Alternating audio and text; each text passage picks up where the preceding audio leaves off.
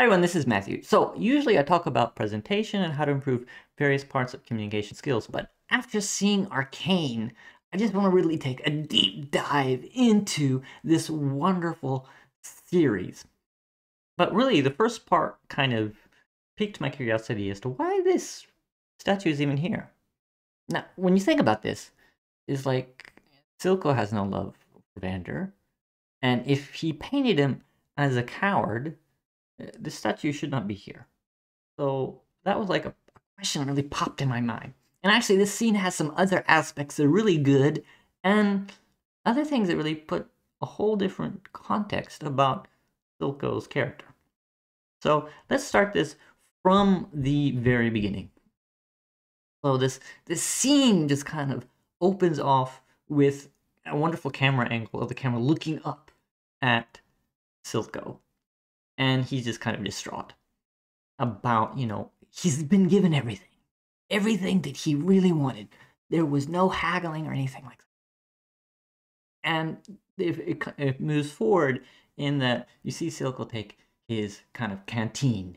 He pours the drink inside on the statue as kind of a gesture, to pour Vander a drink. And then he gives a gesture, he drinks, and then he basically says that now he understands. So he at this point, he realizes kind of the feeling that he'd been having for Jinx is kind of similar to what Vander had for his kids. Now, and then you see that, and then you see how Jinx kind of takes it in the worst possible way. And then the scene's over. Then, when you look at that, it's like, wow, that was like a good scene. And then you just carried on with the rest of the story. That it probably doesn't occur to you that it's kind of odd that this statue is there. I mean, the statue is there to provide a wonderful contrast, an opportunity for Silco to talk to Vander in a way.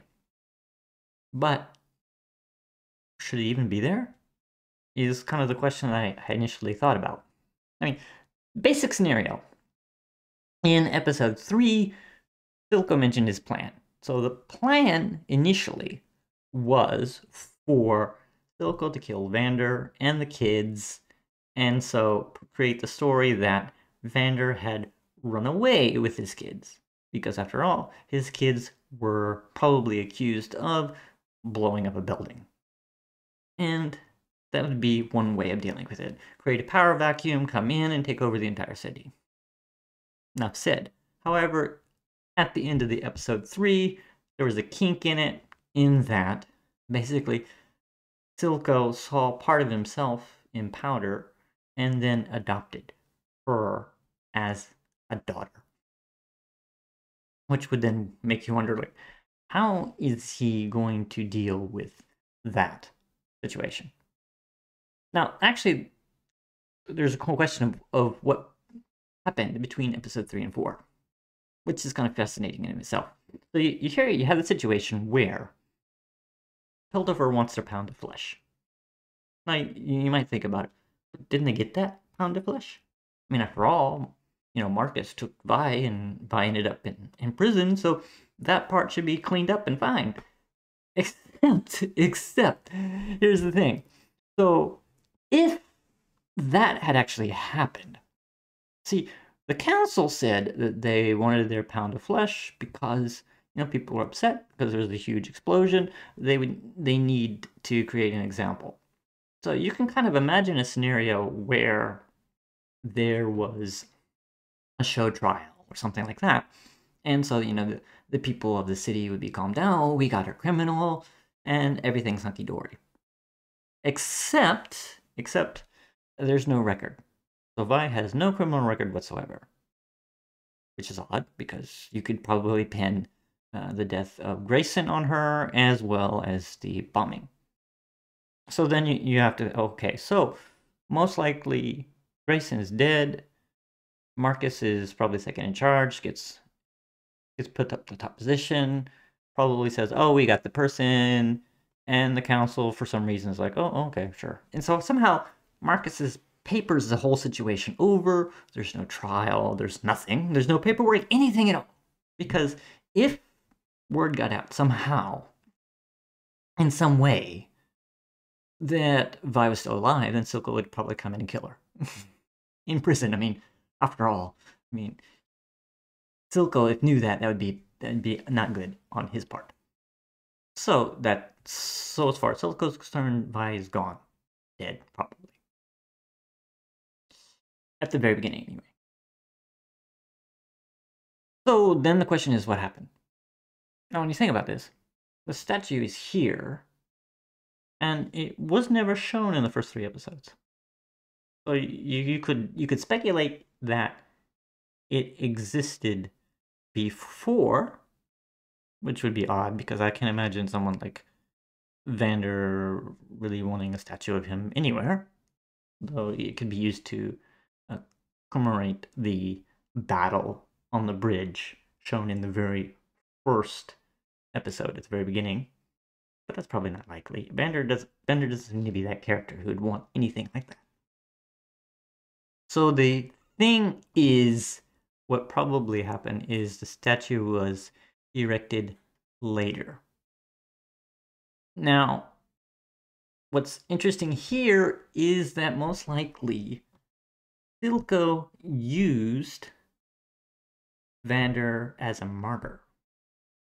Now, what gives credence to that? Okay, so basically, Vander is dead. He's kind of been turned into a shimmer monster. His kids, Clagger and Milo, are dead. Grayson's also dead. So you have at least someone you can use. Okay, they were in a fight somehow, and they were protecting the cause, and there was an explosion. Boom, people died. People died for the cause. And then Silco could use that as kind of a way to expand his influence with people who were friendly with Vander, and then put his people in position and steadily grow into power. It's probably kind of how it worked out. Now, given that situation, so Vander is not painted as a coward, and no one in the town thinks he was someone who just kind of left, because if they thought that, the statue would be defaced and be gone. Instead, Echo, most likely, was the person who put the statue up. You actually see Echo's name on the bottom, and Echo has shown in other parts of the series that he feels it is important for people to remember who has died for the cause, who has died for protecting the Undercity. You notice on the tree he has a giant memorial, and so here he has a statue. So at some point, probably before Silco got a whole lot of power, and Echo was at least able to move around in the city instead of like hiding as a gang leader of the Fire Knights, he actually had this statue put up in some way,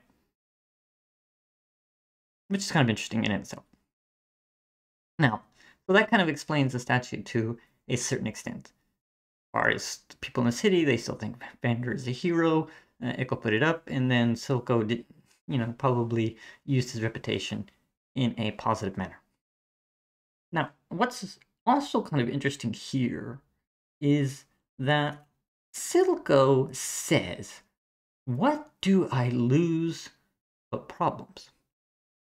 Now, he mentions that Jace didn't really haggle. But Jace actually had 3 basically conditions. One was stopping production of Shimmer. The second was giving up the gemstone. And the third was giving up Jinx. So if you look at that, from the point of view of Silco, it's like the first 2 conditions weren't a big deal. And when you look at the scene before, you notice that. It's like, well, whatever. Yeah, I mean, it's like half gone. Yeah. And the gem, he basically said, yeah, like, whatever, I'll give it to you. So you can kind of see that as far as he's concerned, Shimmer is a problem. And when you hear from what Echo said in a different part of the series, you get the impression that Silco is like this kind of, drug lord who has been spreading, Shimmer all over the place, just to get rich and, you know, oppress the city. And that's kind of the image that both Echo and Vi have of Silco. But at least in this particular scene, it seems to the impression is Silco is not really happy with the idea that he has to sell the drug, and it causes his own organization problems. I mean, if you have drug addicts and you have people taking the drink, turning into monsters and causing chaos, you know, that's going to cause problems for you in business as well. So he probably would have preferred more controlled use of the thing. And if he feels like he can get away with no production, maybe use something else, then he's probably like okay with that too. If you kind of look at it, at least from the very beginning, it's like the only reason he was creating Shimmer as a way to have leverage over Piltover. And that was the whole reason for the gemstone as well. He wanted the gemstone to create a weapon so that he could use that as leverage over Piltover to make sure that Piltover would leave them alone. Or have some way to fight back. Because the balance of power is pretty much strongly in favor of Piltover compared to the Undercity or Zon. So it's like he gets everything he wants, he can give those two things back, and everything is hunky-dory. Except he has to give Jinx, which is really, for him, basically the heart-wrenching condition. It's just like, can't do it. It's like something I cannot do. And he ends it with the line, "Is there anything so undoing as a daughter?" Which is just a wonderful line that really underscores his feelings. And in fact, if you actually look at the entire episode and how the voice acting and basically the facial gestures is like really wonderfully done. But by actually thinking about this scene in a much deeper sense, when you think about why this statue is still around, most likely Vander was treated as a martyr. People still have a good image of him. And you know, that sort of thing. And because basically Silco had said that he doesn't get any problems. There are no problems. What do I have to lose? What problems? Meaning he had the conscience, or at least the realization, that Shimmer was a problem. And he wasn't just like, you know, some scummy drug lord. He was intimidating. He was physically hard-ass, really scary guy. A guy who is prone to violence, and probably not the best person you want to be around. But he was not like the, you know, top of the top of, you know, villainhood here. And it's kind of like a scene like this, if you really think about it, it really adds more context about the character and about what is going on, which actually makes the writing of this particular series just so wonderful. And I'll be back with more videos and more analysis. See you then. Bye.